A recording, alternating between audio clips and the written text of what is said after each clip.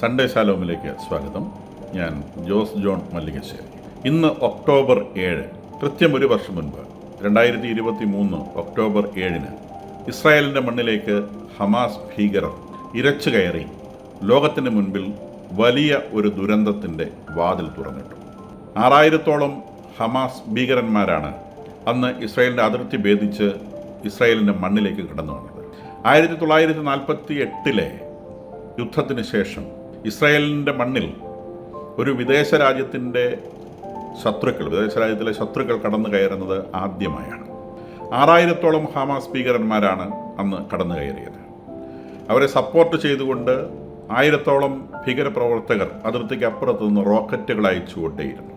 5000-ഓളം റോക്കറ്റുകൾ ഇസ്രായേലിൻ്റെ മണ്ണിൽ ലാൻഡ് ചെയ്തു. അതിർത്തി ഭേദിച്ച് അകത്ത് കിടന്ന ഭീകരർ വലിയ അക്രമ പ്രവർത്തനങ്ങൾ നടത്തി. 1139 ആളുകളെ അവർ തെരുവിൽ വധിച്ചു. ആഘോഷങ്ങളിൽ ഏർപ്പെട്ടിരുന്നവരുണ്ട്, വഴിയിലൂടെ സഞ്ചരിച്ചിരുന്നവരുണ്ട്, വീടുകളിലിരുന്നവരെ വലിച്ചു പുറത്തിട്ട് കുത്തിക്കൊന്നുകളഞ്ഞവരുണ്ട്. കണ്ണിൽ കണ്ട സ്ത്രീകളെയൊക്കെ അവർ മാനഭംഗപ്പെടുത്തി, കുട്ടികളെയും ലൈംഗികമായി ഉപദ്രവിച്ചു. 250-ഓളം ആളുകളെ പിടിച്ചുകൊണ്ടുപോയാണ് അവർ അവരുടെ ദുഷ്പ്രവൃത്തിയുടെ അവസാന ഭാഗം തീർത്തത്. ഇസ്രായേൽ അമ്പരന്ന് പോയി. അന്ന് അവരെ സംബന്ധിച്ച് ഒരു വിശുദ്ധ ദിനമായിരുന്നു, ഒരു പ്രത്യേകതയുള്ള സാബത്ത് ദിനമായിരുന്നു. അത് സിംഹാത് തോറ എന്ന് പറയും. എല്ലാ ദിവസവും തോറ വായിക്കുന്ന ഭവനങ്ങളുണ്ട്. അങ്ങനെ വായിച്ച് ഒരു വർഷം കൊണ്ട് തോറ വായിച്ചു തീർക്കുന്ന ദിവസമാണ് സിംഹാത് തോറ എന്ന് പറയുന്നത്. അവരെ സംബന്ധിച്ച് വളരെ പ്രധാനപ്പെട്ട ഒരു ആഘോഷമാണ്.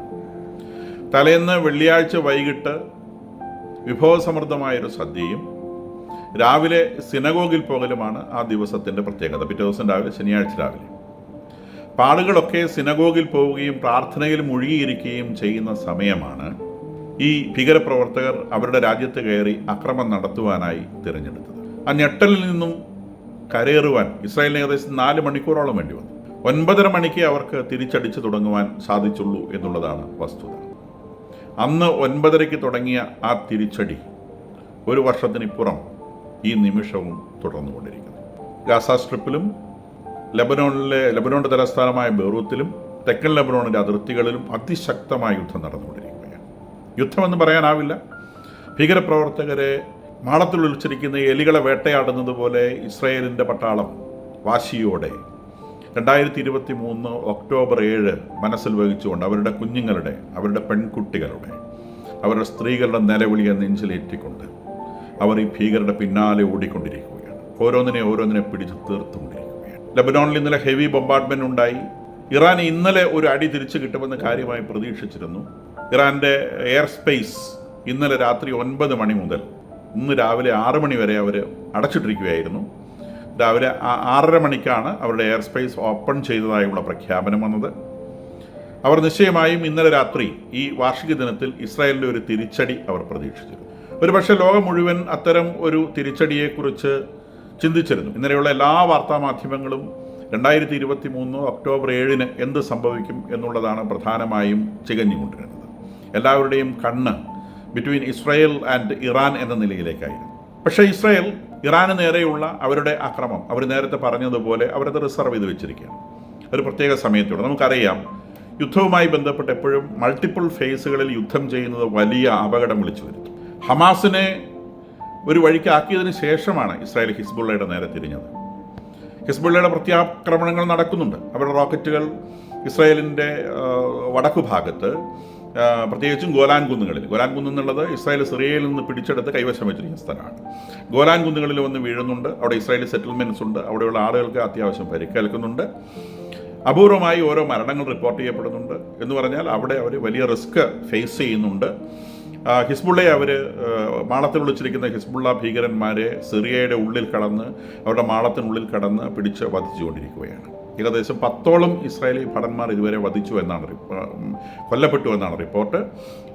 500ഓളം ഹിസ്ബുള്ള ഭീകരന്മാരെ ഇതുവരെ അവർക്ക് തീർക്കാനായിട്ട് സാധിച്ചിട്ടുണ്ട്. ഹിസ്ബുള്ളയുടെ ഫോഴ്സ് ഏകദേശം 20,000-നും 40,000-നും ഇടയിലാണെന്നാണ് അമേരിക്കൻ മാധ്യമങ്ങൾ റിപ്പോർട്ട് ചെയ്യുന്നത്. അപ്പോൾ ഈ ഭീകരർ വലിയൊരു ശതമാനവും ഇനിയും ഇവേഡ് ചെയ്യപ്പെട്ട് നിൽക്കുകയാണ്. പക്ഷേ അവരുടെ തലപ്പത്തുള്ള ആളുകളെയെല്ലാം ഒന്നൊന്നായി തീർക്കുവാനായിട്ട് ഇസ്രായേലിന് സാധിച്ചിട്ടുണ്ട്. അവരുടെ തലപ്പത്തേക്ക് പുതുതായി തിരഞ്ഞെടുക്കുവാനായി കണ്ടുവച്ചിരുന്ന ഹാഷിം സഫിയുദ്ദീൻ എന്ന് പറയുന്ന അദ്ദേഹത്തെ അദ്ദേഹത്തെക്കുറിച്ച് യാതൊരു വിവരവുമില്ല. അദ്ദേഹത്തെ കൊല്ലുവാൻ വേണ്ടി 4 ദിവസം മുൻപ് ഇസ്രായേൽ അദ്ദേഹത്തിൻ്റെ ബങ്കർ ആക്രമിച്ചിരുന്നു. അദ്ദേഹം കൊല്ലപ്പെട്ടോ ഇല്ലയോ എന്ന് അദ്ദേഹത്തിൻ്റെ ബോഡി കിട്ടുന്നത് വരെ സ്ഥിരീകരിക്കാൻ സാധിക്കാത്തതുകൊണ്ട് ഇസ്രായേൽ അതിനെക്കുറിച്ച് പറഞ്ഞിട്ടില്ല. അതിനുശേഷം അദ്ദേഹത്തെ ബന്ധപ്പെടാൻ സാധിക്കുന്നില്ല എന്ന് സിറിയൻ ഭരണാധികാരികൾ, സിറിയൻ ഗവൺമെൻറ് പറഞ്ഞതായിട്ട് വാർത്തകളുണ്ട്. ന്യൂസ് ഇൻ്റർസെപ്റ്റേഴ്സ് ഒക്കെ പറയുന്നത് ഇദ്ദേഹത്തിൻ്റെ കുറിച്ചുള്ള വിവരങ്ങളൊന്നും കിട്ടുന്നില്ല എന്ന് എല്ലാ ഇദ്ദേഹവുമായി ബന്ധപ്പെട്ട ആളുകളുടെയിലും സംസാരമുണ്ട് എന്നാണ്. എങ്കിലും ഇദ്ദേഹത്തിൻ്റെ മരണം ഞാനിപ്പോൾ ഈ സംസാരിക്കുന്ന സമയത്ത് പോലും സ്ഥിരീകരിക്കപ്പെട്ടിട്ടില്ല. ഇനി എന്തുകൊണ്ട് ഇസ്രയേൽ ഇറാനെ ആക്രമിക്കുന്നത് വൈകിപ്പിക്കുന്നു? ഇതിന് ഒരു ഫിലോസോഫിക്കൽ ആൻസറാണ് ശരിക്കും കണ്ടുപിടിക്കേണ്ടത്. ഇറാൻ എന്തുകൊണ്ട് ഇസ്രയേലിനെ ആക്രമിക്കുന്നു എന്നുള്ളതാണ് ആദ്യം നമ്മൾ ചിന്തിക്കേണ്ട കാര്യം. ഇത് തീർത്തും ഇറാനെ സംബന്ധിച്ച് ഇസ്രായേലിനോടുള്ളത് വെറും മതപരമായ ഒരു വൈരം മാത്രമാണ്. 1948 ഇസ്രായേൽ രാഷ്ട്രം രൂപീകൃതമാകുമ്പോഴോ 1947 ലീഗ് ഓഫ് നേഷൻസ് ഇസ്രായേലിൻ്റെ ഭൂമി അടയാളപ്പെടുത്തി കൊടുക്കുമ്പോഴോ ഇറാൻ ഈ ചിത്രത്തിലില്ല.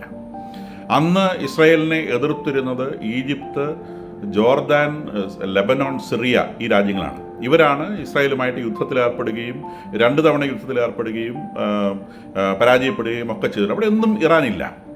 ഇറാൻ ചിത്രത്തിൽ വരും. അന്നൊക്കെ ഇറാൻ ഇസ്രായേലിൻ്റെ സപ്പോർട്ടറാണ്. അറബ് ഭാഗത്ത് ഇസ്രായേൽ ഉണ്ടായിരുന്ന ഒരേ ഒരു സപ്പോർട്ടർ ഇറാനായിരുന്നു. അത് ഷാ ആണെന്ന് ഭരിച്ചിരുന്നത്. അതിനുശേഷം 1979 ഈ അറബ് നേഷൻസ് ഒക്കെ ഈ വിരോധത്തിൽ നിന്ന് പിന്മാറുകയും 2 നേഷൻ തിയറി ആക്സെപ്റ്റ് ചെയ്യുകയും ആ പ്രദേശം സമാധാനത്തിലേക്ക് പോവുകയും ചെയ്തു. 2 നേഷൻ തിയറി എന്ന് പറയുന്നതാണ് ഇതിന് ഒരേ ഒരു സമാധാനം എന്ന് പറയുന്നത്. ഇസ്രായേൽ 1948 തന്നെ അവരുടെ രാഷ്ട്രം അവർക്കൂടെ അതിർത്തി വെച്ച് അവർ പ്രഖ്യാപിച്ചു. പാലസ്തീന് കൊടുത്ത അതിർത്തികൾ വെച്ചുകൊണ്ട് പാലസ്തീൻ രാഷ്ട്രം കൂടി പ്രഖ്യാപിച്ചാൽ ആ നിമിഷം തീരുന്ന പ്രശ്നമാണിത്. അത് അറബ് രാജ്യങ്ങൾ 1948 അംഗീകരിക്കാതെ ഈ പ്രശ്നം ഉണ്ടാക്കിയെടുത്ത അറബ് രാജ്യങ്ങളാണ്. അറബ് രാജ്യങ്ങൾ ഉണ്ടാക്കിയെടുത്ത പ്രശ്നമാണ് പിന്നീട് വളർന്ന് ഇവിടെ വരെ എത്തിയത്. ഈ 2-3 യുദ്ധങ്ങളിലും പ്രധാനമായും ചോദ്യം ചെയ്യപ്പെട്ടത് ഇസ്രായേൽ രാജ്യത്തിൻ്റെ, പാലസ്തീൻ എന്ന് പറയുന്ന രാജ്യത്തിൻ്റെ എക്സിസ്റ്റൻസാണ്. പാലസ്തീൻ എന്ന് പറയുന്ന പേര് വാസ്തവത്തിൽ അറബികൾക്ക് അവകാശപ്പെട്ടതല്ല എന്നുള്ളത് വേറൊരു വസ്തു. ഞാൻ വേറൊരു വീഡിയോയിൽ പറഞ്ഞിട്ടുണ്ട്. ഈ പാലസ്തീൻ എന്ന് പറയുന്ന പേര് വാസ്തവത്തിൽ റോമാ സാമ്രാജ്യം അവരുടെ പ്രോവിൻസിനിട്ട പേരാണ്. ആ പേര് വാസ്തവത്തിൽ അന്ന് അവിടെ ജീവിച്ചിരുന്നത് യഹൂദരാണ്. വാസ്തവത്തിൽ പാലസ്തീനികൾ എന്ന് പറയുന്നത് യഹൂദരാണ്.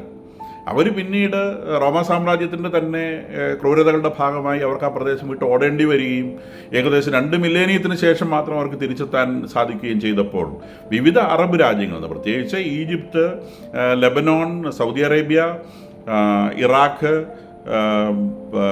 ജോർദാൻ, സിറിയ, ലെബനൻ ഈ പ്രദേശങ്ങളിൽ നിന്നും നൊമാഡ്സായി വന്ന് താമസമാക്കിയ അറബികളാണ് അവിടെ ഉള്ളത്. അവർക്ക് പാലസ്തീനികൾ എന്ന പേര് വാസ്തവത്തിൽ ചേരുകയല്ല. ഇപ്പോൾ അവർ വിളിക്കുന്നൊരു ഫലസ്തീനി എന്നൊരു പേരുണ്ട്, ഫായിൽ സ്റ്റാർട്ട് ചെയ്യുന്നൊരു പേര്. അത് അവർക്ക് ചേരുമായിരിക്കും.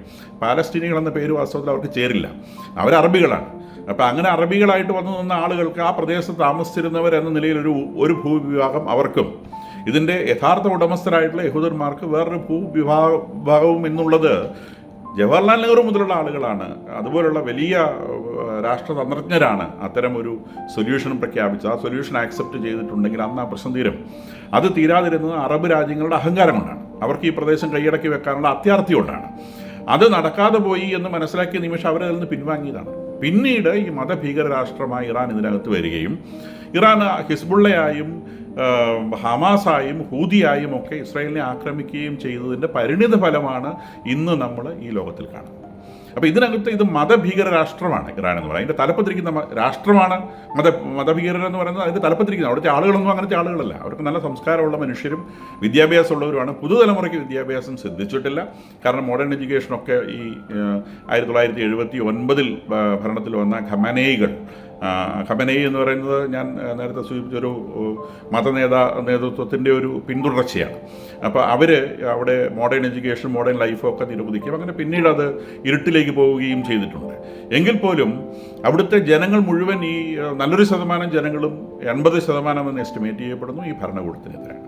അപ്പോൾ ഈ ഭരണകൂടത്തിൻ്റെ മത തീവ്രത, മറ്റ് മതത്തിലുള്ളവരെല്ലാം വധിച്ചു കളയണം, പ്രത്യേകിച്ച് യഹൂദരെ വധിച്ചു കളയണം, അങ്ങനെ അവർക്ക് പുണ്യം കിട്ടും എന്നുള്ള ചിന്ത, അവരുടെ പുണ്യത്തിൻ്റെ ചാക്കിലേക്ക് ഈ യഹൂദരുടെ രക്തമൊഴിച്ചാൽ അവരുടെ പുണ്യം കൂടുമെന്നുള്ള ചിന്ത, ആ ചിന്തയിൽ നിന്നുണ്ടായിട്ടുള്ള ഇറാൻ്റെ കൈകളാണ് ഹിസ്ബുള്ളയും ഹമാസും ഹൂത്തികളുമൊക്കെ.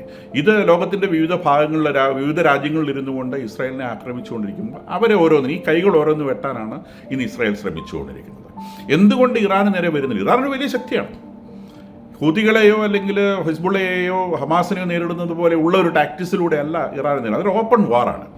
ഓപ്പൺ വാർ ഒരു രാജ്യവുമായിട്ട് ചെയ്യുന്നതാണ്. പക്ഷേ ഇവിടെ ഈ എന്ത് തരം ചിന്തയോടെയാണ് യുദ്ധം നയിക്കപ്പെടുന്നതെന്ന് വിചാരിക്കണം. ഒരു വിഭാഗം ആളുകൾ, അതായത് മത തീവ്രവാദികൾ യുദ്ധം ചെയ്യുന്നത് സ്വർഗം കിട്ടാൻ വേണ്ടിയാണ്.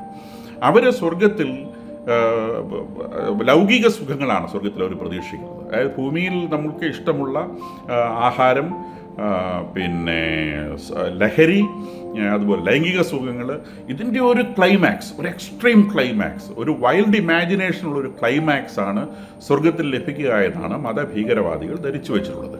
അപ്പോഴെങ്ങനെയെങ്കിലും ഒന്ന് മരിച്ചു കിട്ടിയാൽ സ്വർഗത്തിലെത്തി ആ നിമിഷം മുതൽ ഈ സുഖങ്ങൾ അനുഭവിക്കാം എന്നുള്ള ഒരു ആർത്തിയാണ് വാസ്തവത്തിൽ ഇവരെ ഇതിന് പ്രേരിപ്പിക്കുന്നത്. ലോകത്തിൽ ഫിലോസഫിയുള്ള മതങ്ങളൊക്കെ, അതിപ്പം ഭാരതീയ ഫിലോസഫി ആയിക്കൊള്ളട്ടെ, ക്രിസ്ത്യൻ ഫിലോസഫി ആയിക്കൊള്ളട്ടെ, ഇവരൊക്കെ ആത്മാവിനെ കുറിച്ചാണ് സംസാരിക്കുന്നത്. ഒരു മനുഷ്യ ശരീരത്തിൽ ഒരു സൈഗോട്ട് ഫോം ചെയ്യുമ്പം ആ സൈഗോട്ടിലേക്ക് വരുന്ന പുരുഷബീജത്തിൻ്റെയോ സ്ത്രീബീജത്തിൻ്റെയോ സെല്ലുകൾ പോലും കാർബോഹൈഡ്രേറ്റുകൾ ഉണ്ടാക്കിയതാണെന്ന് എല്ലാവർക്കും അറിയാം. അതിനകത്ത് കാർബോഹൈഡ്രേറ്റ്സും മിനറൽസുമാണുള്ളത്.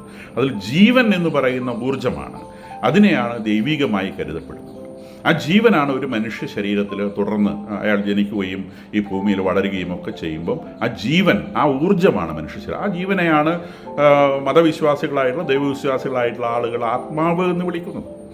ആ ഊർജ്ജം ഈ ശരീരത്തെ വിട്ടുപോയി കഴിഞ്ഞാൽ ഇത് ഡെഡ് ബോഡിയാണ്. ഇത് ഭൂമിക്ക് അവകാശപ്പെട്ടതാണ്. ഇത് ഇവിടുത്തെ പുഴുവും ഉറുമ്പും ഒക്കെ തിന്നുകയും അല്ലെങ്കിൽ നമ്മൾ കത്തിച്ച് കളയുകയാണെങ്കിൽ അത് കാർബൺ ഡൈ ഓക്സൈഡ് വാട്ടറായി മാറുകയും മിനറൽസായി മാറുകയും ഒക്കെ ചെയ്ത് അത് മണ്ണിൽ അരിഞ്ഞു തരും. ഈ ഭൂമിയുടെ മിനിമം ശാസ്ത്രം പഠിച്ചുള്ള ഓരോരുത്തർക്കും അറിയുന്ന കാര്യമാണ്, ഈ ഭൂമിയിൽ നിന്ന് ഒരു മോളിക്യൂൾ പോലും, ഒരു തന്മാത്ര പോലും ഭൂമിയുടെ ആകർഷണ വലയിൽ നിന്ന് പുറത്തു പോകാൻ ഭൂമി സമ്മതിക്കുകയില്ല. അങ്ങനെ സമ്മതിക്കുമായിരുന്നു നമുക്ക് അറ്റ്മോസ്ഫിയർ ഉണ്ടാവില്ലായിരുന്നു. കാരണം നമുക്കറിയാം അറ്റ്മോസ്ഫിയറിന് പുറത്തുള്ളത് വാക്വമാണ്. അപ്പം അറ്റ്മോസ്ഫിയർ എന്ന് പറയുന്നത് എയറാണ്. ഭൂമിയുടെ ചുറ്റും ഇങ്ങനെ എയർ മൂടി നിൽക്കുകയാണ്. ഈ എയർ അറ്റ്മോസ്ഫിയറിന് തൊട്ട് പുറത്തുള്ളത് വാക്വമാണ്. എയർ വാക്വത്തിലേക്ക് വളരെ ഈസി ആയിട്ട് രക്ഷപ്പെട്ടു പോകും. വാക്വം എവിടെയുണ്ടോ അങ്ങോട്ട് കടന്നു പോകുക എന്നുള്ളതാണ് എയറിൻ്റെ സ്വഭാവം. പക്ഷേ ഒരു എയർ മോളിക്യൂൾ പോലും, ഏറ്റവും ഭാരം കുറഞ്ഞ ഹൈഡ്രജൻ പോലും ഭൂമിയുടെ അറ്റ്മോസ്ഫിയറിൽ നിന്ന് പുറത്ത് വാക്വത്തിലേക്ക് പോവില്ല. അങ്ങനെ പോകുമായിരുന്നെങ്കിൽ ഭൂമിയുടെ മുകളിൽ എയർ ഉണ്ടാകുമായിരുന്നില്ല. അതിന് കാരണം ഭൂമി അതിശക്തമായ ഗ്രാവിറ്റേഷണൽ ഫോഴ്സ് ഉപയോഗിച്ച് എല്ലാറ്റിനെയും പിടിച്ചു വെക്കും. നമ്മൾ മരിച്ചു കഴിഞ്ഞാൽ നമ്മൾ ഭൂമിയിൽ നിന്ന് സ്വീകരിച്ച ഈ ശരീരം ഇത് അതുപോലെ തന്നെ ഏതെങ്കിലും തരത്തിൽ ഡിസിൻറ്റഗ്രേറ്റ് ചെയ്ത്, ഒന്ന് പുഴു തിന്നിട്ടോ ഉറുമ്പ് തിന്നിട്ടോ ബാക്ടീരിയ തിന്നിട്ടോ അല്ലെങ്കിൽ കത്തിച്ചിട്ടോ ഇത് ഡിസിൻറ്റഗ്രേറ്റ് ചെയ്ത് ഈ ഭൂമിയുടെ മണ്ണിലോ അല്ലെങ്കിൽ അറ്റ്മോസ്ഫിയറിലോ ഉണ്ടാവും. അതിൽ നിന്ന് ഒരു മോളിക്യൂൾ പോലും രക്ഷപ്പെട്ട് സ്വർഗത്തിൽ പോയിട്ട് ലൗകിക സുഖം അനുഭവിക്കാൻ സാധിക്കില്ല. ജീവൻ എന്ന് പറയുന്നത് ശരീരത്തിൽ നിന്ന് വേർപിരിയുന്നു എന്നാണ് ഇന്ത്യൻ ഫിലോസഫിയും ക്രിസ്ത്യൻ ഫിലോസഫിയും ഒക്കെ പഠിപ്പിക്കുന്നത്. ആ ജീവൻ ഇന്ത്യൻ ഫിലോസഫി അനുസരിച്ച് ജീവാത്മാവ് എന്ന് പറയുന്നത് പരമാത്മാവിൽ ലയിക്കുന്നതിനെയാണ് സ്വർഗമെന്ന് പറയുന്നത്. അപ്പോൾ ജീവാത്മാവ് ഒരു മനുഷ്യൻ അല്ലെങ്കിൽ ഒരു ജീവി ഭൂമിയിൽ ജീവിച്ചിരിക്കുമ്പോൾ അത് തിന്മ ചെയ്തിട്ടുണ്ടെങ്കിൽ അത് ജന്മാന്തരങ്ങളിലൂടെ കടന്നു പോവുകയും അങ്ങനെ ഓരോ ജന്മത്തിൽ അനുഭവിക്കുന്ന പീഡകളിലൂടെ അത് പ്യൂരിഫൈ ചെയ്യപ്പെട്ട് ആത്യന്തികമായി അത് പരമാത്മാവിൽ ലയിക്കുകയും ചെയ്യുമെന്ന് ഇന്ത്യൻ ഫിലോസഫി പഠിപ്പിക്കുന്നു. ക്രിസ്ത്യൻ ഫിലോസഫി പഠിപ്പിക്കുന്നത് ഈ ജീവാത്മാവ് അല്ലെങ്കിൽ ഒരു മനുഷ്യൻ അയാൾ തിന്മ ചെയ്തിട്ടുണ്ടെങ്കിൽ അയാളുടെ തിന്മ ക്രിസ്തുവിൻ്റെ രക്തത്താൽ കഴുകപ്പെടുമെന്നും ക്രിസ്തു ഭൂമിയിൽ ജനിച്ചത് മനുഷ്യപുത്രൻ ദൈവപുത്രൻ ഭൂമിയിൽ ജനിച്ചത് മനുഷ്യരുടെ പാപങ്ങൾക്ക് പരിഹാരം ചെയ്യാനാണെന്നും മനുഷ്യൻ്റെ ആത്മാവ് ക്രിസ്തുവിൻ്റെ കയ്യിൽ പിടിക്കുമ്പോൾ അത് മനുഷ്യൻ്റെ ആത്മാവ് ക്രിസ്തുവിൻ്റെ രക്തത്താൽ കഴുകപ്പെടുമെന്നും അങ്ങനെ കഴുകപ്പെടുന്ന രക്തം ക്രിസ്തുവിൻ്റെ പീഡാനുഭവങ്ങൾ കൊണ്ട് അവൻ്റെ പാപങ്ങൾക്ക് പരിഹാരമാവുകയും അങ്ങനെ അവൻ പരമാത്മാവിലേക്ക് നീങ്ങുകയും ചെയ്യുമെന്നാണ്. ക്രിസ്ത്യൻ ഫിലോസഫി പരമാത്മാവിൽ ലയിക്കുന്നതിനെക്കുറിച്ച് പറയുന്നില്ല. മരണശേഷവും ഓരോ ആത്മാവിനും കൃത്യമായ ഐഡൻറ്റിറ്റി ഉണ്ട് എന്നാണ് ക്രിസ്ത്യൻ ഫിലോസഫി പഠിപ്പിക്കുന്നത്. ക്രിസ്തു പറയുന്നു, ഞാൻ നിങ്ങൾക്ക് ഭവനങ്ങൾ ഉണ്ടാക്കാൻ വേണ്ടി പോകും. ഭവനം എന്നതുകൊണ്ട് ക്രിസ്തു ഉദ്ദേശിക്കുന്നത് ആത്മാവ് വസിക്കുന്ന ഇടത്തെയാണ് ഭവനം എന്ന് വിളിക്കുന്നത്. ഭൂമിയിലാണെങ്കിൽ മനുഷ്യർ വസിക്കുന്നത് ശരീരത്തിനുള്ളിലാണ്. അതുകൊണ്ട് ക്രിസ്തു ശരീരത്തെ ദേവാലയം എന്ന് വിളിക്കും. ദൈവം വസിക്കുന്നിടം, ആത്മാവ് വസിക്കുന്നിടം. അത് മരണശേഷം വേറൊരു തരം ഭവനം അല്ലെങ്കിൽ ഈ എനർജി വേറൊരു ബോക്സിലേക്ക് അത് സയൻസിൻ്റെ ഭാഷയാണ്, വേറൊരു ബോക്സിലേക്ക് ട്രാൻസ്പോർട്ട് ചെയ്യപ്പെടും. അതിന് ഐഡൻറ്റിറ്റി ഉണ്ടാവും. ഇപ്പോൾ ഇന്ത്യൻ ഫിലോസഫിയും ക്രിസ്ത്യൻ ഫിലോസഫിയും തമ്മിൽ വളരെ അടുത്താണ് പോകുന്നത്. ചെറിയ ചില കാര്യങ്ങളിൽ മാത്രമാണ് വ്യത്യാസം. ഫിലോസഫിയുള്ള റിലീജിയനൊക്കെ ഇത്തരം കാര്യങ്ങളാണ് പറയുന്നത്. ബുദ്ധിസം അനുസരിച്ച് ഒരു മനുഷ്യൻ്റെ തിന്മയുടെ അടിസ്ഥാന കാരണം അവൻ്റെ ആഗ്രഹങ്ങളാണ്. ഇവിടെ ഈ മതഭീകരരെ സംബന്ധിച്ച് ആഗ്രഹങ്ങളുടെ ഒരു കൊട്ടയാണ് അവർ. അപ്പോൾ ഈ ആഗ്രഹങ്ങളുടെ കൊട്ടയുമായാണ് ഇവർ മരണത്തെ സമീപിക്കുന്നത്. അവർ മരിക്കാൻ വേണ്ടിയാണ് വരുന്നത്. അപ്പോൾ ഇറാൻ 2 തവണ ഇസ്രായേലിന് നേരെ അവർ മിസൈലുകൾ അയക്കുമ്പോഴും സാമാന്യ ബുദ്ധിയുള്ളവർക്ക് മനസ്സിലാകാം, അവർ ഇസ്രായേലിനെ അവരെ ആക്രമിക്കാൻ വേണ്ടി ക്ഷണിക്കുകയാണ്. അപ്പോൾ അവരെ ആക്രമിക്കുമ്പം അവരുടെ കയ്യിലുള്ളത് എന്താണെന്ന് ലോകത്തിന് ഇപ്പോഴും സംശയമുണ്ട്. അവർ ന്യൂക്ലിയർ ബോംബുകൾ അവരുടെ കയ്യിൽ ഉണ്ടോ ഇല്ലയോ എന്നുള്ള കാര്യത്തിൽ 100% ഉറപ്പ് പറയാൻ പറ്റില്ല. അവരുണ്ടാക്കിയതില്ലെങ്കിൽ ഒരുപക്ഷെ കൊറിയയിൽ നിന്നോ റഷ്യയിൽ നിന്നോ സംഘടിപ്പിച്ച ഒരു ന്യൂക്ലിയർ വെപ്പൺ അവരുടെ കയ്യിൽ ഉണ്ട് എന്ന് വിചാരിക്കുക. നിശ്ചയമായും യുദ്ധം തുടങ്ങിയാൽ ആദ്യം അവർ പ്രയോഗിക്കുന്നതാണ്. കാരണം അത് അവരെ സംബന്ധിച്ച് അവർക്ക് ജീവിക്കണം, അവർക്ക് മരിച്ചാൽ മതി. അവരത് പ്രയോഗിച്ചാൽ തിരിച്ചവർക്കിട്ട് കിട്ടുമെന്നുള്ളതും അവരുടെ രാജ്യം ഈ ഭൂമുഖത്ത് നിന്ന് തുടച്ചു നോക്കപ്പെടും എന്നുള്ളതും സത്യം. പക്ഷേ അവർക്ക് അങ്ങനെ ഒരു ന്യൂക്ലിയർ വെപ്പൺ ഇസ്രായേലിലോ അല്ലെങ്കിൽ ഇസ്രായേലിലേക്ക് പോകുന്ന വഴിക്ക് വേറെ എവിടെയെങ്കിലുമോ അത് വീഴ്ത്താൻ കഴിഞ്ഞാൽ ആ മരണങ്ങളുടെ മുഴുവൻ ബോണസ് തങ്ങൾക്ക് കിട്ടുമെന്നും ആ ബോണസ് സ്വർഗത്തിൽ തങ്ങൾക്ക് മുതൽക്കൂട്ടാകുമെന്നും ചിന്തിക്കുന്ന, ഉറപ്പായി വിശ്വസിക്കുന്ന ഒരു കൂട്ടരാണ്, അങ്ങനെയുള്ളവരുടെ തലവനാണ് അന്ന് തോക്കും പിടിച്ച് പ്രാർത്ഥന നയിച്ച മനുഷ്യൻ. അപ്പോൾ അയാളെ നേരിടുമ്പോൾ വളരെ ശ്രദ്ധിക്കണം. അവരുടെ രാജ്യത്തു നിന്ന് ഒരു മിസൈല് പൊങ്ങാനുള്ള അവസരം യുദ്ധത്തിൻ്റെ സമയത്തുണ്ടാവരുത്. യുദ്ധം തുടങ്ങിയാൽ അവരുടെ മുഴുവൻ എയർപോർട്ടുകളും അവരുടെ മുഴുവൻ മിസൈൽ ലോഞ്ചിങ് സംവിധാനങ്ങളും ഒറ്റയടിക്ക് തകർത്തുകൊണ്ട് ഒരു യുദ്ധമേ അവരുടെ നേരെ നടക്കും. അത്തരമൊരു പ്രിപ്പറേഷൻ നടത്താൻ സാധിക്കുന്നത് വരെ ഇസ്രായേൽ അവർക്ക് നേരെ തിരിയുകയില്ല എന്നാണ് ഞാൻ വിചാരിക്കുന്നത്. അത് ഇസ്രായേലിനെ കൊണ്ട് ഒറ്റയ്ക്ക് നടക്കുന്ന ഒരു കാര്യമല്ല. കാരണം ഇറാൻ നല്ല ശക്തിയുള്ള ഒരു രാജ്യമാണ്. അവർക്ക് വാർപ്ലെയിനുകളുണ്ട്, അവർക്ക് മിസൈൽ ലോഞ്ചിങ് സംവിധാനങ്ങളുണ്ട്, ധാരാളം മിസൈലുകളുടെ 3000-ഓളം മിസൈലുകളുടെ ഒരു സഞ്ചയമുണ്ട്. അപ്പം അതിനെ മുഴുവൻ അവരുടെ മിസൈലുകളൊന്നും അവിടുന്ന് പൊന്താത്ത രീതിയിലുള്ള ഒരു സംവിധാനം എയറിൽ ഒരുക്കിയതിന് ശേഷം മാത്രമേ ഇറാനുമായി ഒരു യുദ്ധത്തിന് ഇസ്രായേൽ ഇറങ്ങാൻ സാധ്യതയുള്ളൂ. അത് നിശ്ചയമായും ഇറാൻ്റെ ഇത്തരം കുൽസിത പ്രവർത്തികൾ ചെയ്യുന്ന കൈകൾ മുഴുവൻ വെട്ടി നീക്കി അവിടെ മുഴുവൻ ക്ലീനാക്കിയ ശേഷം ഇറാനെ നിശ്ചയമായും ഇറാൻ്റെ ബൗണ്ടറികൾക്കുള്ളിൽ ഒതുക്കിയതിന് ശേഷം മാത്രമായിരിക്കും അത്തരമൊരു നീക്കം നടക്കുക. അത്തരമൊരു നീക്കം നടക്കാതെ ഈ യുദ്ധം അവസാനിക്കുകയില്ല. കാരണം ഇറാൻ പുതിയ കൈകൾ സൃഷ്ടിച്ചുകൊണ്ടിരിക്കും, ലോകത്തിനത് പുതിയ തലവേദനകൾ സൃഷ്ടിച്ചുകൊണ്ടിരിക്കും. ഒന്നോർക്കണം, ഇറാൻ ഒഴികെയുള്ള മുഴുവൻ അറബ് രാജ്യങ്ങളും ഇറാനെതിരാണ്. എല്ലാ സുന്നി മുസ്ലിം രാജ്യങ്ങളും ഇറാൻ്റെ തകർച്ച ആഗ്രഹിക്കുന്നവരാണ്. അതുകൊണ്ടാണ് ഒരു അക്ഷരം പോലും ഇറാൻ്റെ കൈകൾ മുറിക്കുന്ന സമയത്ത് മറ്റ് രാജ്യങ്ങൾ പറയാത്തതെന്നും ഓർക്കണം. എന്തായാലും ഈ വലിയ ദുഃഖത്തിൻ്റെ ദിനത്തിലും ഇസ്രായേലിന് സംയമനത്തോടെ പെരുമാറാൻ സാധിക്കുന്നു എന്നുള്ളത് അത്ഭുതമാണെന്ന് ഞാൻ വിചാരിക്കുന്നു. കാരണം അവരുടെ ഉള്ളിൽ തന്നെ വലിയ പ്രഷറുണ്ട്. കുഞ്ഞുങ്ങൾ നഷ്ടപ്പെട്ട മനുഷ്യരുണ്ട്. 250ഓളം ആളുകളെ തട്ടിക്കൊണ്ടുപോയതിൽ ഇപ്പോഴും 195 ആളുകൾ മരിക്കാതെ ബാക്കി നിൽക്കുന്നു. മരിക്കാതെ ബാക്കി നിൽക്കുന്നവരെ നിരന്തരമായി പീഡിപ്പിച്ചുകൊണ്ടിരിക്കുകയാണ്. ആ പീഡനത്തിൻ്റെ വേദന അവരുടെ കുടുംബങ്ങൾ അനുഭവിക്കുന്നുണ്ട്. അതിൻ്റെ പ്രഷർ അവരുടെ രാജ്യത്ത് നടക്കുന്നുണ്ട്. സമരങ്ങളായിട്ടും പ്രകടനങ്ങളായിട്ടും ഒക്കെ നടക്കുന്നുണ്ട്. അപ്പോൾ അതിനെ പിടിച്ചു നിന്നുകൊണ്ട് കഠിനമായ മനക്ലേശത്തിനിടയിലും അവർ നിയന്ത്രണം പാലിച്ചുകൊണ്ട് വിജയം മാത്രം ലക്ഷ്യം കണ്ടുകൊണ്ടുള്ള ഒരു യുദ്ധം ചെയ്യുന്നു. ഇത് എത്രയും വേഗം സമാധാനത്തിലേക്ക് എത്തട്ടെ എന്ന് ആശംസിച്ചുകൊണ്ട് നിർത്തുന്നു.